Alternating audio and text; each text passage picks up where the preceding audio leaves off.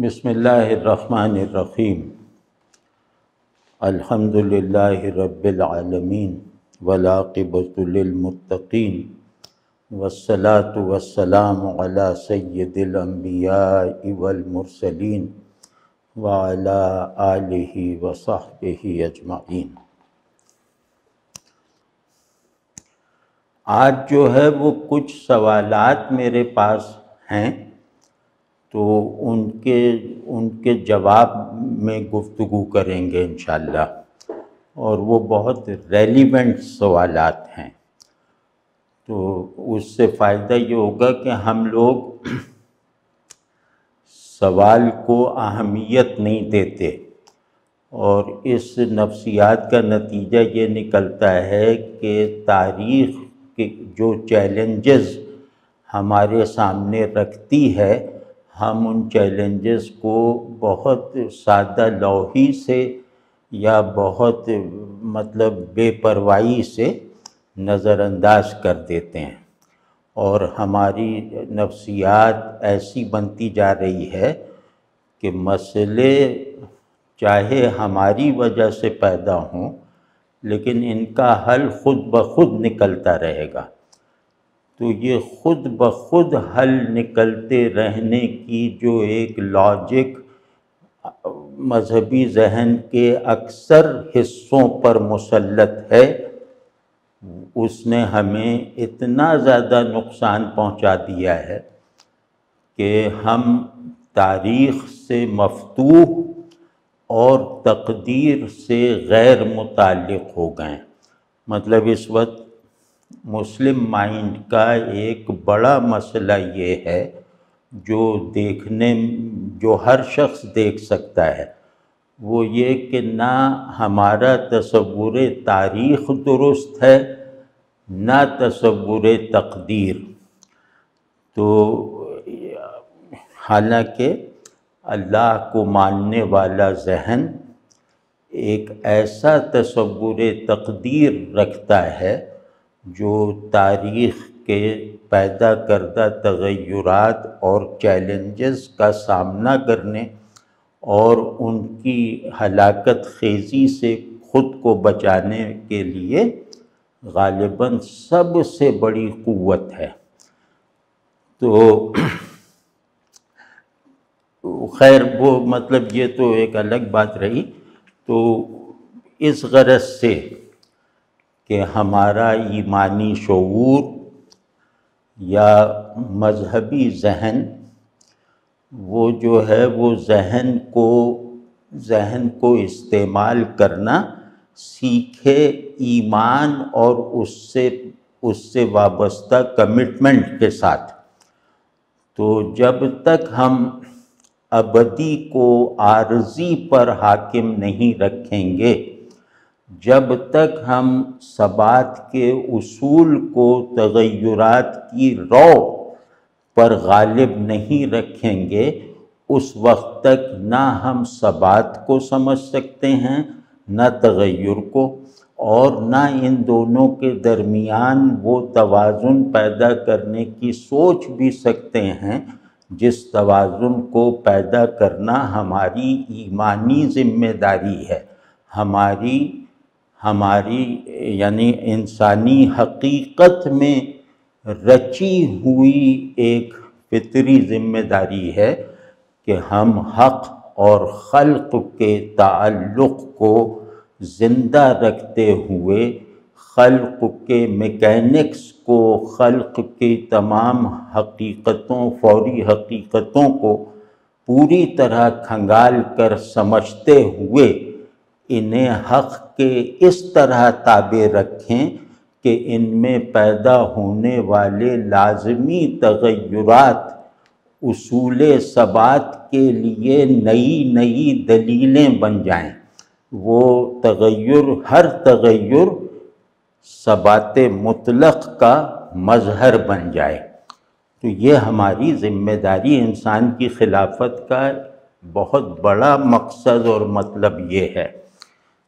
تو اب یہ سب چیزیں یعنی اللہ پر ایمان لانے اور رسول اللہ صلی اللہ علیہ وسلم کو اپنی سب چیزوں میں اپنا رہنما بنانے کے باوجود، مطلب اس کا اعلان کر دینے کے باوجود، ہم نے مطلب اس اعلان سے، اس عبارت سے، اس قول سے جو ذمہ داریاں ہم پر واجب ہوتی ہیں ان کا لحاظ نہیں رکھا۔ تو اس لحاظ نہ رکھنے سے یہ نقصان ہم دیکھ رہے ہیں کہ مطلب انسانوں میں کمال کی جتنی متفقہ نشانیاں ہیں، انسانوں میں بلندی کے جتنے اصول اور وسائل ہیں، ہم ان سب سے محروم ہیں، اور اس حد تک محروم ہیں کہ ان وسائل اور ان خوبیوں کی وراثت غیر مسلم دنیا اور ذہن کو دے کر گویا فارغ بیٹھے ہیں اور گویا کام چوری سے کام لے رہے ہیں، کیونکہ وہ ذہن جو ذہن کے کمالات کو عمل میں لاتا ہے، وہ ارادہ جو تاریخ کی کھڑی کی ہوئی رکاوٹوں کو پھلانگتا ہے، وہ چلو کچھ نہیں تو مغرب کے پاس تو ہے، اور ہمارا مغرب سے ایک پیراسائٹل تعلق ہے، تو ہمیں پورا یقین ہے کہ ہمارا جو بھی حال ہوگا اس سے ہمیں جدید علوم، جدید ٹیکنالوجی، بیرونی امداد وغیرہ نکال لیں گے۔ تو یہ جو دست نگری اور اس پہ راضی ہو جانا ہے، یہ جو اپنی بقا اور فنا کا پورا نظام اپنے غیر کے ہاتھ میں دے دینے کا جو جرم ہے، اس نے ہمارے ایمان کو لایعنی اور ہمارے عمل، عبادات وغیرہ کو بے معنی بنا دیا ہے۔ اور یہ سب چیزیں اللہ کے حضور میں ڈر ہے کہ ہماری مغفرت کے بجائے ہماری پکڑ کا ذریعہ نہ بنے۔ تو اس تصور کے ساتھ کہ ہم اپنے ذہن کو کنٹمپریری ذہن سے کمتر نہ ہونے دیں، ہم یہ ذمہ داری لے کر اس کو مختلف ڈسپلنز آف نالج میں کامیابی کے ساتھ اپلائی کر کے دکھائیں کہ اللہ پر ایمان دنیا اور کائنات کے ساتھ تعلق میں کتنا ناگزیر ہے، کتنا مفید ہے۔ یعنی اللہ کو سمجھے بغیر اس دنیا کے ایک ذرے کو بھی نہیں سمجھا جا سکتا، اور اللہ کی معرفت اگر حاصل ہے تو اس دنیا کا کوئی بھی نامعلوم میرے لیے مطلقاً نامعلوم نہیں رہتا۔ نامعلوم کا ایک مطلب ہوتا ہے کہ وہ مطلقاً نامعلوم ہے، میں اس کا نام بھی نہیں جانتا، میں اس کی جگہ بھی نہیں جانتا، میں اس کا مرتبہ بھی نہیں جانتا اس چیز کا۔ تو اللہ پر ایمان لاتے ہی یہ دنیا، یہ کائنات اپنی ساری لامتناہیت کے ساتھ، اپنے بے شمار کانٹینٹس کے ساتھ، اپنے ہزارہا یونیورسز کے ساتھ، وہ میرے لیے مطلقاً نامعلوم نہیں رہتی، بلکہ مجھے ایک ایسا اصول علم حاصل ہو گیا اللہ پر ایمان کے نتیجے میں، جو اصول علم معلوم پر بھی اپلائی ہوگا اور نامعلوم پر بھی اپلائی ہوگا۔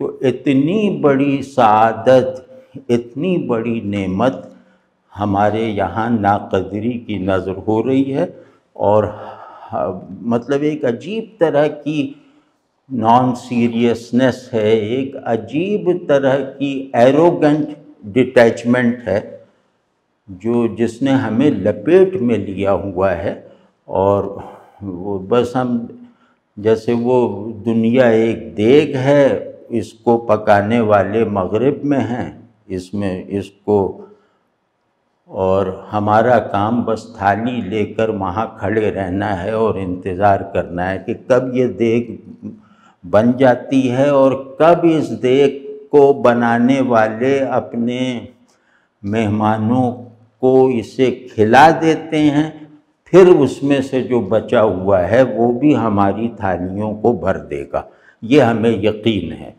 تو یہ ہمارا علم ہو، ہماری اخلاقی روایت ہو، ہماری سیاست ہو، غرض کوئی بھی ہمارا تصور انسان ہو، سب کچھ جو ہے وہ مغرب سے دست نگری کی حالت میں کھڑا ہوا ہے، اور ہماری نظر میں ہماری سب سے بڑی کامیابی یہ ہے کہ ہم اپنے کشکول کو خالی نہ رہنے دیں، بس اس کے لیے ادھر ادھر گھومتے رہتے ہیں۔ کبھی ہم نے یہ نہیں دیکھا کہ ہم اپنی ضرورتوں کو چیک کریں کہ کیا یہ ضرورتیں انسان کی ضرورتیں ہیں، کیا یہ ضرورتیں جو ہیں وہ ہماری انفرادی اور اجتماعی شخصیت کی معیاری تعمیر میں معاون ہوتی ہیں، یا ہمارے وجود کے صرف جبلی حصوں کی تسکین فراہم کرتی ہیں۔ تو یہ سب کچھ دیکھنا، سوچنا، محسوس کرنا الا ماشاء اللہ چھوڑ دیا گیا ہے۔ تو اس ماحول میں کچھ سوالات ہیں، اور جو دوسرے حضرات نے مجھ سے کیے ہیں، تو ان پہ کسی پہ تو مختصر اور کسی پہ قدر مفصل جواب عرض کرتا ہوں۔ تو ان میں سے ایک صاحب نے سوال ارشاد فرمایا ہے کہ کچھ لوگ کہتے ہیں کہ 20ویں صدی میں اسلام کو ایک سیاسی دین بنا دیا گیا، کیا یہ بات درست ہے؟ یہ سوال بہت ریلیونٹ ہے، اور اس سوال کا صحیح جواب ہمارے دینی ذہن، دینی عمل وغیرہ کے لیے اور بنیادی دینی تصورات کی پریکٹیکل مینیفیسٹیشن کے لیے ضروری ہے۔ تو اب یہ جو جن کا وہ قول نقل کر رہے ہیں کہ 20ویں صدی میں اسلام کو ایک سیاسی دین بنا دیا گیا، یہ بات ویسے پوری طرح درست نہیں ہے، کیونکہ وہ جو پوسٹ کولونیل ایرا جو ہے اس نے سیاسی آزادی، سماجی آزادی، نظریاتی آزادی یعنی آزادی کے تصور کو پیشن بنا دیا تھا۔ یعنی غلامی کی رات میں جب آنکھ کھلی، یعنی غلامی کی رات جب گزری، تو صبح جو لوگ جاگے غلامی کی نیند سے، ان میں فطری طور پر ایک پیشن فار فریڈم پیدا ہوا۔ تو وہ پیشن جو ہے وہ ظاہر ہے کہ اس بات کا تقاضا کرتا ہے کہ ہم جہاں رہتے ہیں وہاں کا نظام اپنی ہر سطح پر ہمارے ہاتھ میں ہو، یعنی ہمارے نظریے کے مطابق ہو۔ تو ہمارا تصور حیات انفرادی اور اجتماعی دونوں سطحوں پر دینی ہو، اور ایک نسبتاً گہری بات یہ ہے کہ ہماری پرسیپشن اور ہماری موریلٹی واضح طور پر ہمارے دین سے لی گئی ہو، یعنی واضح طور پر اس سے ہمارے دین کا خود بخود اظہار ہوتا ہو۔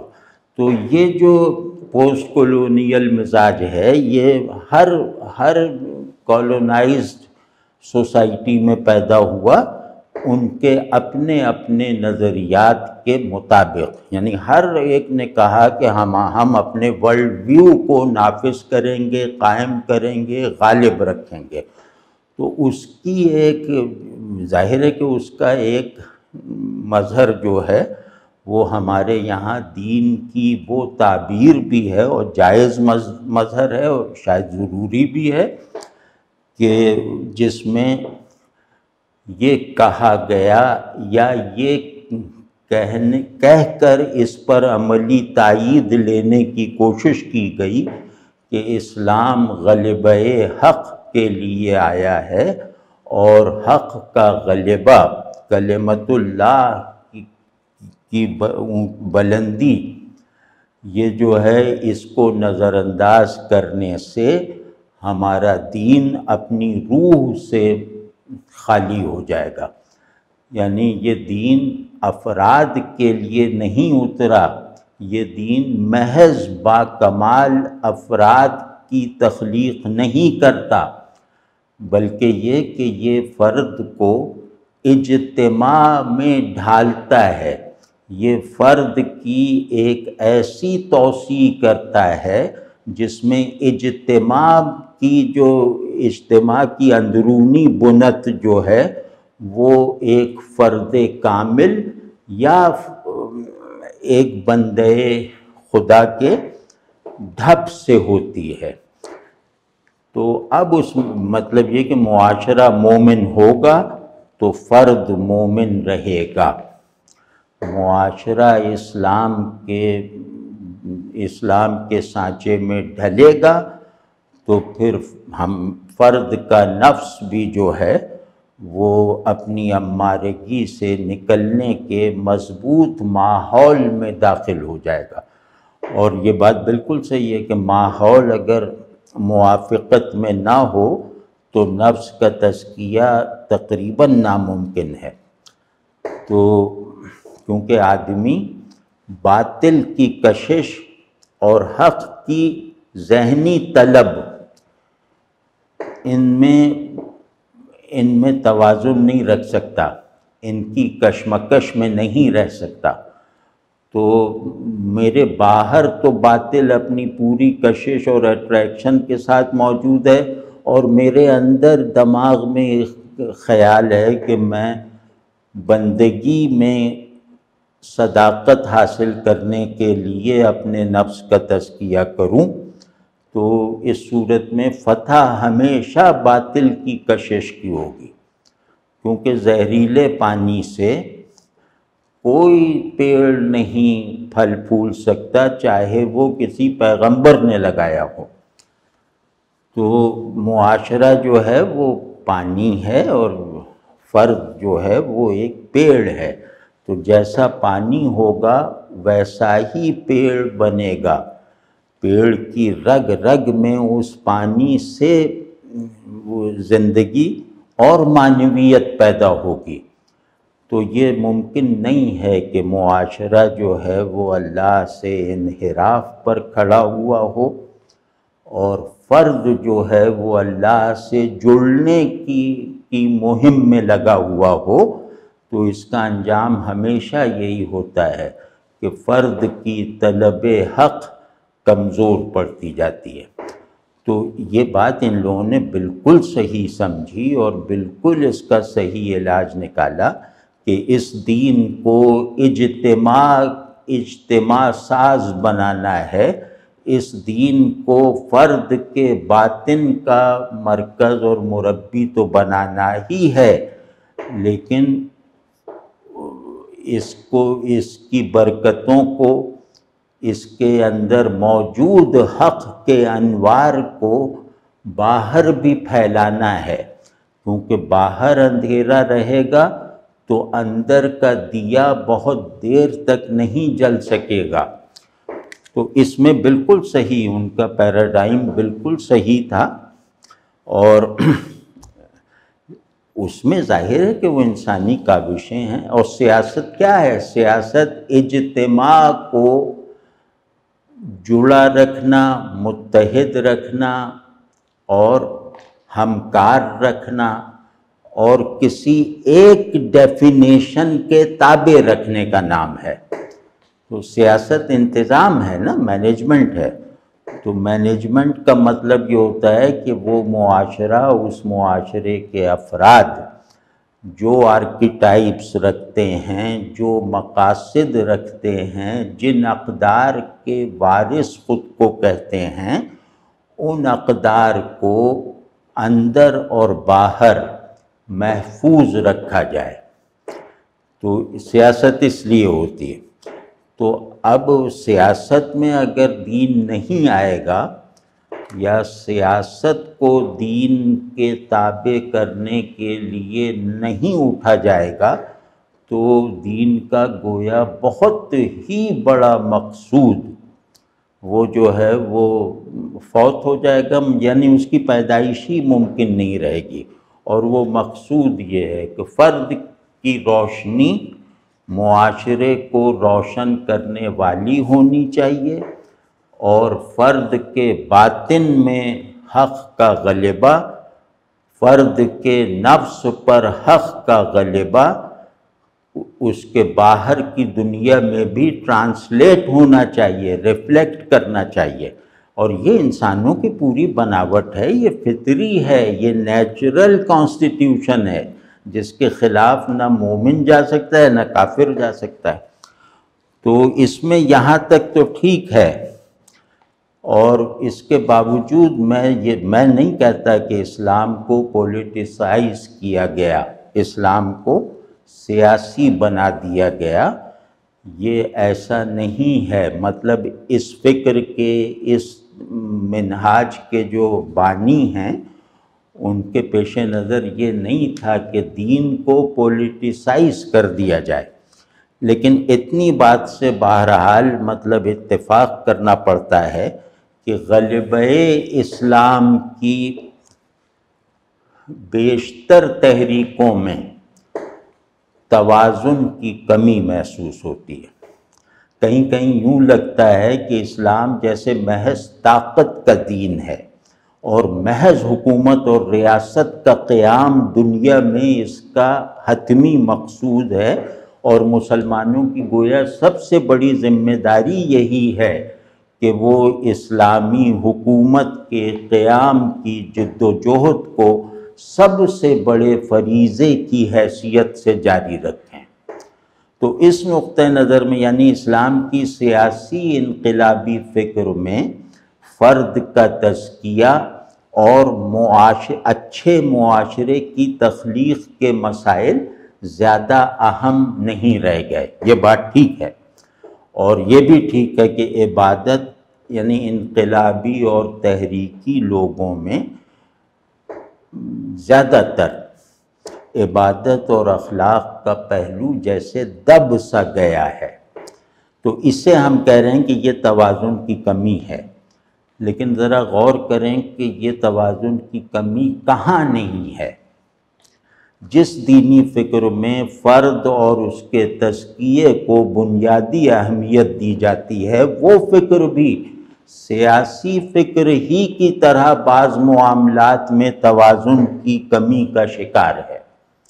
وہاں اس فکر و تحریک کا پیدا ہو جانا، جیسے میں نے عرض کیا کہ ایک خاص دور میں یہ سیاسی فکر اور اعلاء کلمت الحق کی تحریک کا پیدا ہونا ضروری اور ناگزیر اور فطری تھا، اور ظاہر ہے مطلب یہ بالکل واضح ہے کہ اسلام غلامی کی فضا میں نہیں رہ سکتا۔ تو اور اگر ہم مطلب ان لوگوں کو اپنی روایت سے نکال دیں، یعنی غلبہ دین کی جد و جہد کرنے والوں کو اپنی روایت سے یا اپنی تعبیر دین سے نکال دیں، تو پھر بھائی وہ غلامی کا طوق پہن کر مسلمان ہونے کا تجربہ بس اسی صورت میں ہو سکتا ہے کہ وہ ہر حال اور عمل سے اس طوق کو اتارنے کی کوشش کرتا رہے۔ غلامی کا طوق دماغ میں اللہ کو نہ آنے دیتا ہے نہ رہنے دیتا ہے۔ تو یہ اس اعتبار سے یہ لوگ ہمارے محسن ہیں، اور ان کے احسانات غالباً تعبیر دین کی دیگر روایتوں سے زیادہ ہیں۔ تو اب لیکن یہ کہ اس طرح کہنا کہ سب نماز روزہ فضول ہے، دعوت و تبلیغ اور درس و تدریس وغیرہ سب محض مہمل اور بیکار ہے، جب تک ہم اعلاء کلمت اللہ کی جد و جہد نہیں کریں گے، یعنی جب تک ہم اپنے سیاسی نظام کو بھی اسلام ہی سے اخذ کر کے اس کی پابندی نہیں کریں گے، یہ مبالغہ ہے، اور یہ مبالغہ جیسے ہمارے خمیر میں گندھا ہوا ہے۔ ہم ہر چیز کو جو ہے وہ اس کا فوکس آؤٹ کرتے ہیں، اس کا سائز اتنا بڑا بنا دیتے ہیں کہ وہ نگاہ اس کا احاطہ نہیں کر سکتی۔ تو یہ خیر ہماری نفسیاتی وہ ہے۔ تو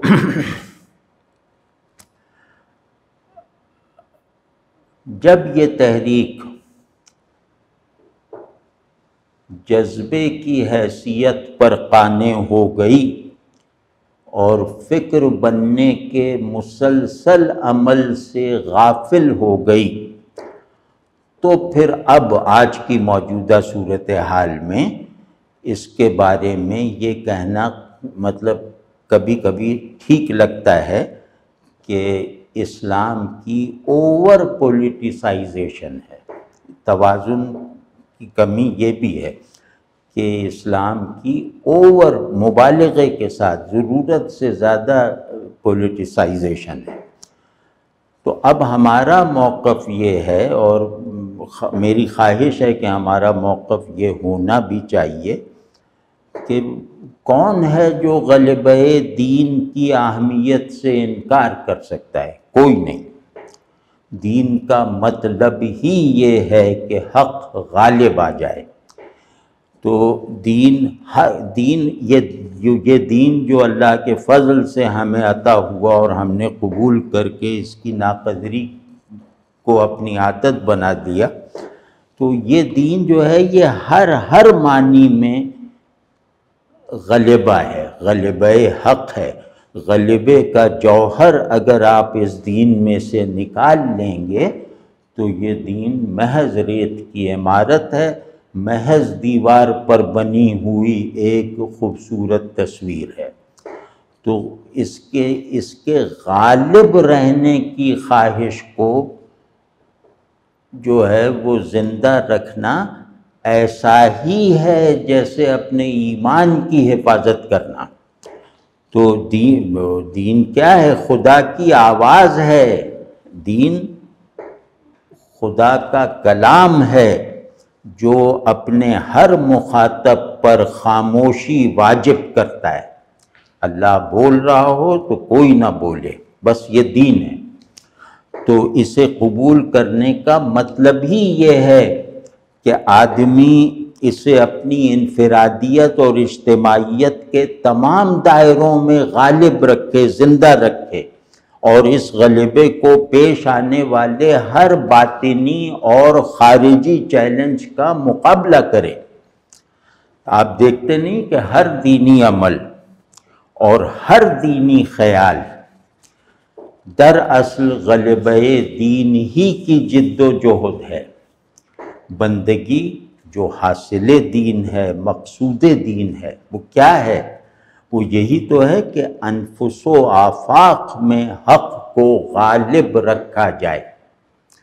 اب یہ الگ بات ہے کہ حالات کے دباؤ کی وجہ سے غلبہ دین کی کوئی ایک صورت زیادہ ضروری ہو جائے دیگر صورتوں کے مقابلے میں، دیگر ضرورتوں کے مقابلے میں۔ مطلب غلامی کی صورتحال میں آزاد ہونے کی جد و جہد عین ممکن ہے کہ تزکیہ و تربیت اور تعلیم و تبلیغ سے زیادہ اہمیت اختیار کر جائے۔ یہ فطری بات ہے، اور اسے انسانی تحدیدات کی لیمیٹیشنز کی روشنی میں دیکھیں تو ضروری باتوں میں تدریج اور تبدیلی کا یہ عمل ایک پہلو سے ناگزیر ہے اور دوسرے پہلو سے مفید۔ مطلب آدمی تکلیفوں میں درجہ بندی تو کرتا ہے، مگر اس تکلیف کے علاج کی طرف پہلے متوجہ ہوتا ہے جس کی شدت زیادہ محسوس ہو رہی ہے۔ جن لوگوں نے سیاسی غلامی کی شدت کو زیادہ محسوس کیا، انہوں نے آزادی کو دین کا بنیادی مطالبہ اور مرکزی آئیڈیا سمجھا، اور اس میں کوئی دینی اور علمی غلطی بھی نہیں تھی، بلکہ اس فہم کو تاریخی شعور کی تائید بھی حاصل تھی، یعنی انسانوں کے متفقہ تاریخی شعور کی تائید حاصل تھی۔ تو سیاست اور حکومت وغیرہ جو ہیں سب جانتے ہیں کہ انسان کی تعمیر و تخلیق کی بڑی قوتیں ہیں۔ ان سے لا تعلق رہ کر انسان کا خود اپنے بارے میں تصور قائم نہیں ہو سکتا، کبھی غور کیجئے گا۔ اور دینی اصطلاح میں کہا جائے تو بندگی کا نظام نہیں چل سکتا ان سے لا تعلق ہو کے، سیاست سے، حکومت سے، اجتماعی اداروں سے، اجتماعیت کے مختلف مراحل سے۔ تو اس جہت سے دیکھیں تو جس چیز کو دین کی سیاسی تعبیر کہا جاتا ہے، اس کی دینی اہمیت اور ضرورت سمجھ میں آتی ہے۔ تاہم غلبہ دین کے سیاسی اور اجتماعی مظاہر کو نظر انداز کیے بغیر اور ان کی ضرورت کا انکار کیے بغیر یہ دیکھنا بھی ہمارے مفاد میں ہوگا کہ غلبہ دین کے تصور پر مبنی فکر اور اس مقصود کو، یعنی غلبہ دین کو حاصل کرنے کے لیے اٹھنے والی تحریکوں میں ایسی کیا کمی رہ گئی ہے کہ انہیں اگر کامیابی ملتی بھی ہے تو یہ قوتیں اسے برقرار نہیں رکھ پاتی، تو یہ بلکہ ان کی کامیابی ایک زیادہ بڑی ناکامی کا سبب بن جاتی ہے، یعنی پہلے سے زیادہ بڑی ناکامی۔ تو مطلب ماڈرن ہسٹری میں آپ دیکھ لیجئے کہ اس طرح کی انقلابی جد و جہد رکھنے والی پارٹیز جو ہیں یا قوتیں اور تحریکیں جو ہیں، ان کا لایا ہوا ہر انقلاب فساد اور انتشار ہی پر کیوں ختم ہوتا ہے؟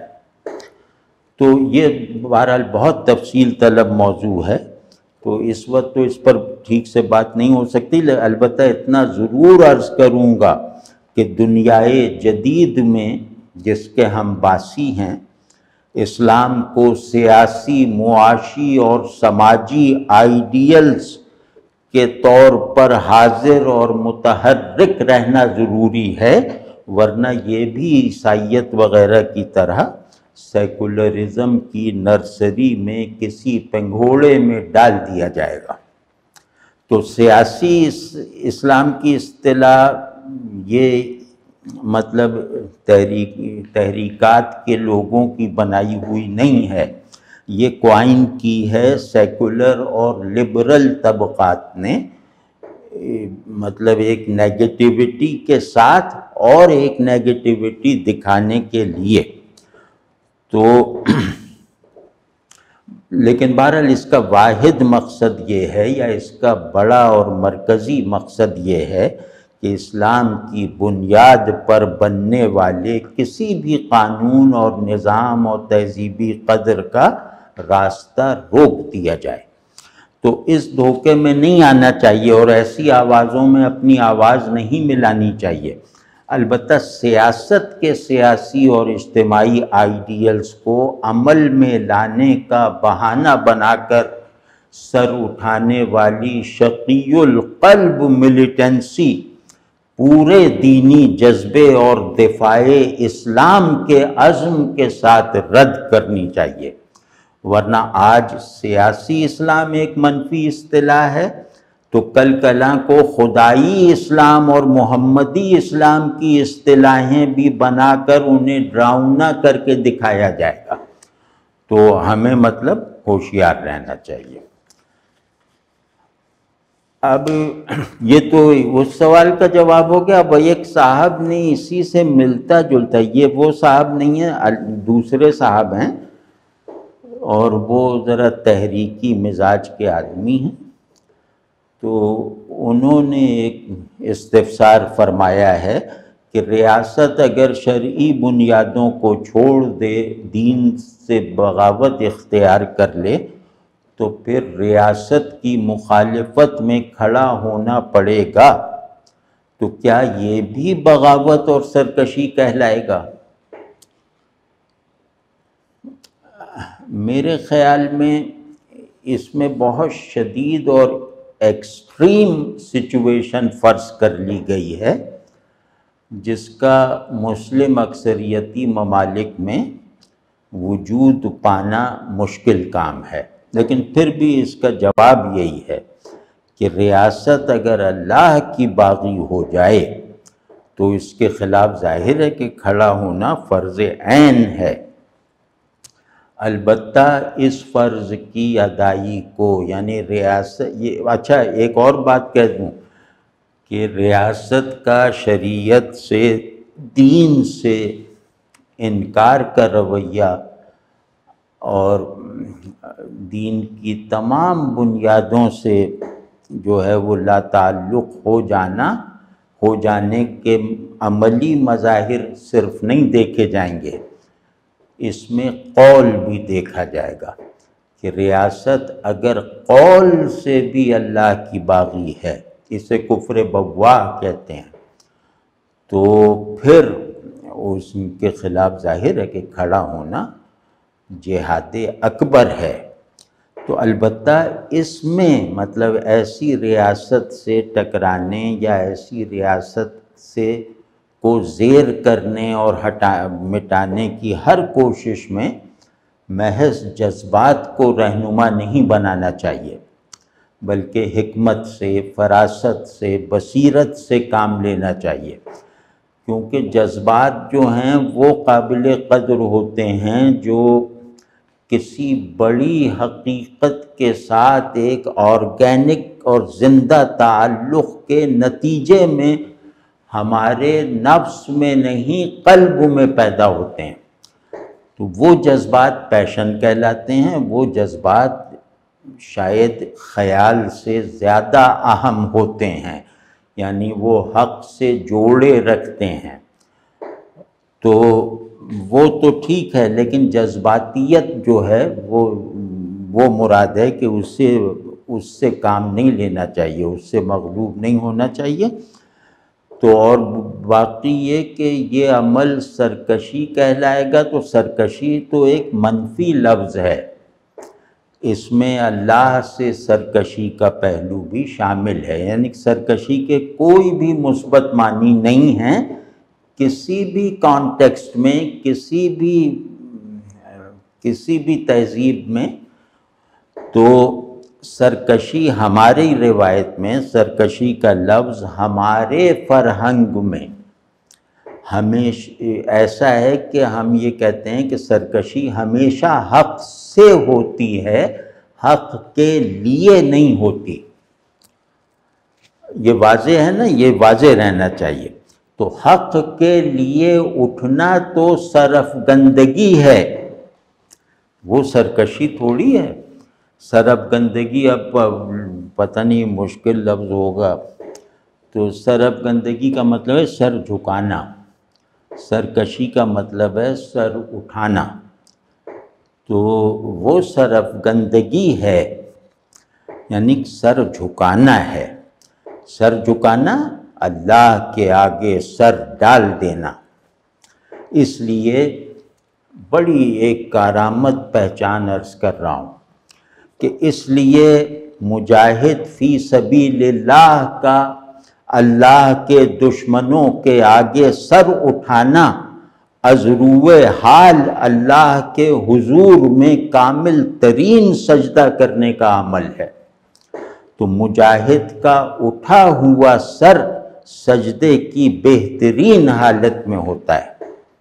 تو یہ بات جو ہے، یہ آج کے جو مہم جو نام نہاد جہادی سمجھ لیتے تو دنیا بھر میں اسلام کی رسوائی کا سبب اور مسلمانوں کی مصیبتوں کی وجہ نہ بنتے۔ تو تیسرا سوال جو شاید آج کا آخری سوال ہو، وہ اس سے جڑا ہوا ہے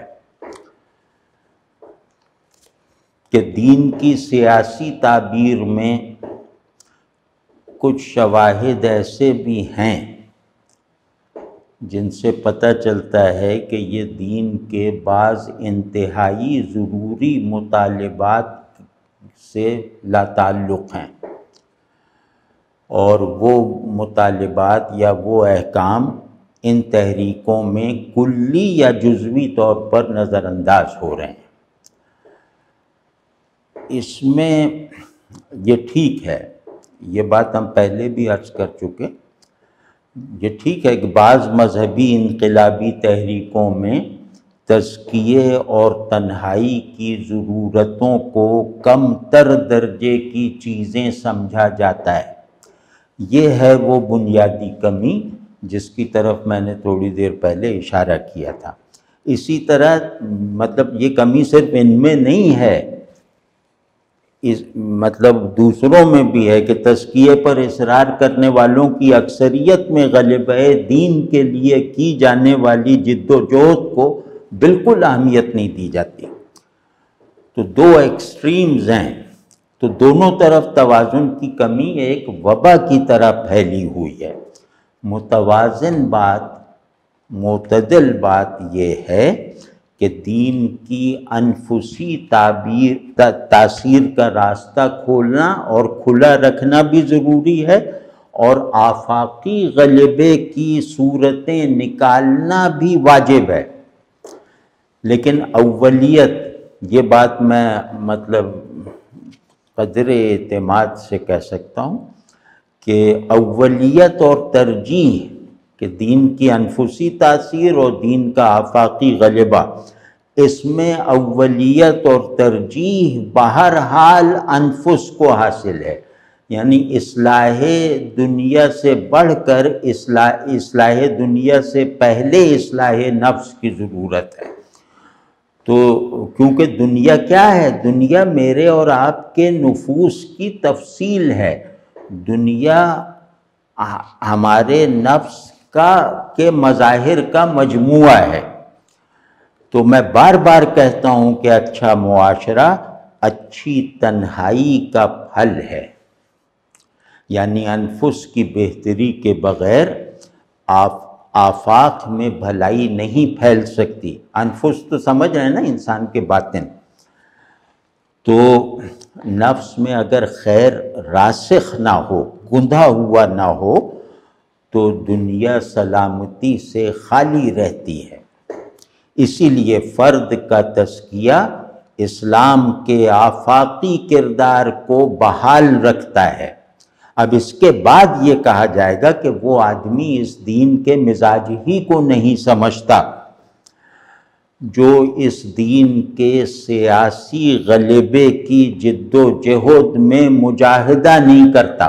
یہ بات بھی ٹھیک ہے، بالکل ٹھیک ہے، کیونکہ اول اور دوم، تو دوم کا انکار اول کو بے معنی بنا دے گا، اور اول سے غفلت جو ہے وہ دوم کو لایانی بنا دے گا۔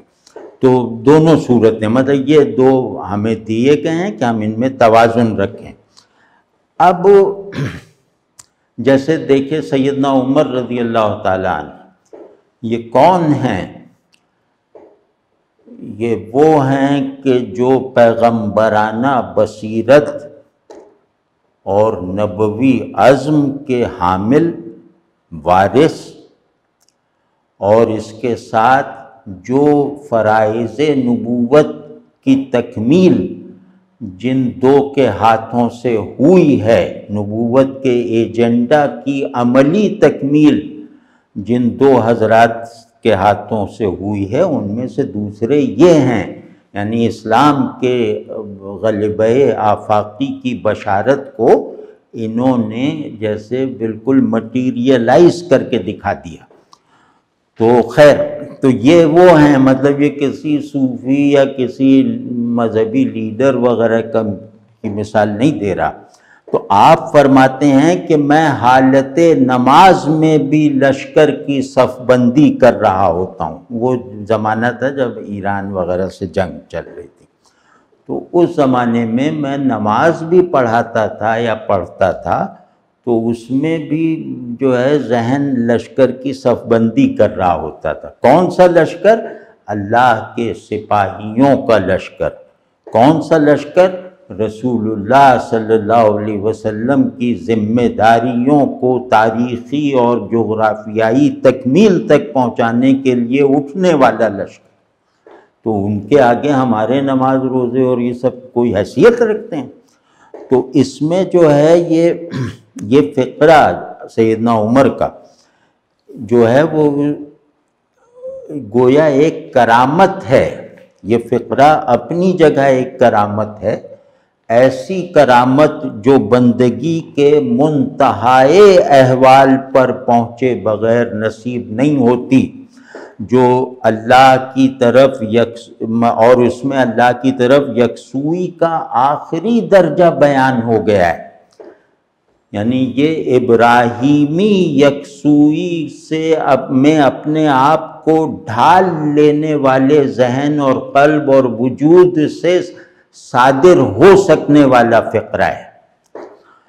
تو مطلب یہ جو اللہ کی طرف یکسوئی ہے، جسے ہم کہہ رہے ہیں ہم تو ابراہیمی یکسوئی کے وارث ہیں نا، تو یہ یکسوئی جو ہے یہ کسی ذہنی ارتکاز کی طرح نہیں ہوتی، بلکہ احاطے کی طرح ہوتی ہے۔ یہ پوائنٹڈ نہیں ہوتی، یہ آل انکلوسیو ہوتی ہے کہ مجھے چیزوں کو دیکھنا چیزوں کے خالق سے غافل نہیں کرتا، بس مجھے یہاں تک پہنچنا ہے کہ میں کسی کو بھی دیکھوں تو اللہ کے حضور میں رہنے کا کوئی ایک نیا ایکسپیرینس مجھے نصیب ہو جائے۔ ہر چیز اگر اللہ کی طرف، اللہ کے حضور کی طرف کھلنے والی کھڑکی ہے، تو ایسے لوگوں میں وہ جامعیت ہوتی ہے جس جامعیت سے آدمی خلیل اللہ کی سنت یکسوئی کو اپنی بساط بھر نبھا سکتا ہے۔ تو خیر، تو ایسی جو سیدنا عمر سے زیادہ مصروف کون ہوگا، اور ان سے زیادہ ہولناک صورتحال کا سامنا کس نے کیا ہوگا؟ تو لیکن آپ مطلب ایسی مصروفیتوں میں، ایسے اوقات ہول میں، امیر المومنین رضی اللہ تعالیٰ عنہ کی مجلسوں میں زیادہ تر موضوعات اصلاحی ہوا کرتے تھے۔ اب آپ دیکھ رہے ہیں میں دو اینڈز بتا رہا ہوں، ایک بندے کامل، ایک وارث نبوت کے، جو مطلب اپنی ذات میں ہی حجت ہے۔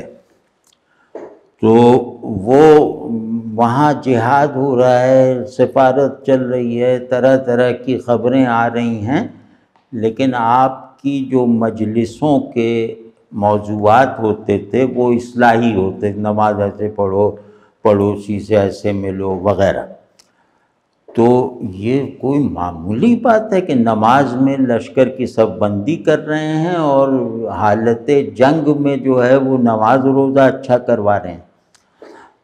تو سب جانتے ہیں، مطلب یہ وہ باتیں نہیں ہیں جو ہم میں سے کسی کے لیے بھی نئی ہوں۔ تو آپ مسلسل نظر رکھتے تھے کہ جہاد میں مصروف فوجیوں میں دین پر عمل کا معیار گرا تو نہیں، نماز میں انہماک کم تو نہیں ہوا، قرآن میں اشتغال کمزور تو نہیں پڑا۔ یہ مصروف جنگ فوجیوں کو دیکھا کرتے تھے اس نظر سے۔ تو عین میدان جنگ میں رہنے والے فوجیوں کے بارے میں جناب رضی اللہ تعالیٰ عنہ کی یہ فکر مندی اس دین کا مزاج بتا دیتی ہے، دکھا دیتی ہے، چکھا دیتی ہے۔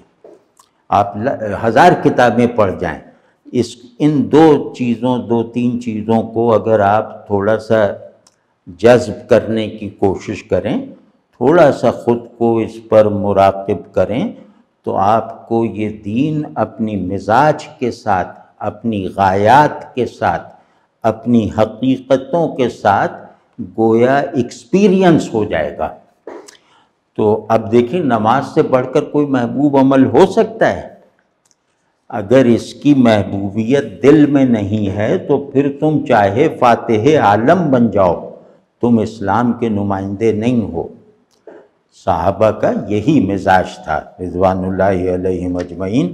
تو شاید ہم میں سے سبھی نے پڑھا یا سنا ہو، کہ ایک واقعہ عرض کر رہا ہوں کہ کسی ایک جگہ 2-4 صحابی حالت جنگ میں باری باری پہرا دے رہے تھے۔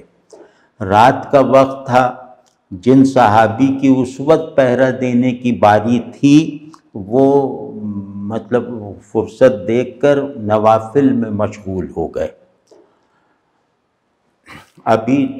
ابھی نماز شروع کیے کچھ ہی دیر ہوئی تھی کہ گھات میں بیٹھے دشمنوں نے ان پر تیر برسا دیا۔ تیر لگنے کی تکلیف آپ سمجھتے ہیں، یہ گولی لگنے کی تکلیف سے زیادہ ہوتی ہے۔ تو ان صاحب کو کئی تیر لگے، لیکن انہوں نے نماز نہیں توڑی۔ توڑنا تو دور کی بات ہے، اس اللہ کے ولی اور رسول اللہ صلی اللہ علیہ وسلم کے یقینی محبوب نے نماز مختصر بھی نہ کی، جو تلاوت وہ کر رہے تھے وہ کرتے رہے۔ تو تیر پر تیر کھاتے رہے مگر نماز اطمینان سے پڑھتے رہے۔ یہ مطلب ہم ایسے لوگوں کی تو کہ وہم و گمان سے باہر ہے۔ ہم لوگ تو کوئی نہ کوئی ہیلا نکال لیتے، کوئی عذر، یقینی عذر نکال لیتے اور نماز توڑ دیتے، اس میں کوئی پکڑ بھی نہیں تھی۔